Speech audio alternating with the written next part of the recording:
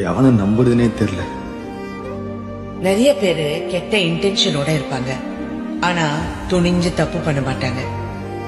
தைரியம் இருக்காது. இந்த சிச்சுவேஷன்ல என்னால அவங்க தனியா விட்டு போக முடியல. அவங்கள மொத்தமா விரட்டடிக்கிறது கஷ்டம். அவங்க கூட தான் படிக்கணும், வேலை பார்க்கணும், பஸ்ல போகணும். அவங்களும் இந்த உலகத்துல கூட தான் இருப்பாங்க. உன்ன மாதிரி பொண்ணுலாம் கிடைக்கிறதே கஷ்டம். ஹே, ஆனா அவங்க என்னதான் பண்ணாலும் அவங்களால அவ தலைமுடிய கூட தொட முடியாது. அவன் மனசுல இடம் பிடிக்க அவனுங்க அடி வாங்கி கூட சாவானுங்க.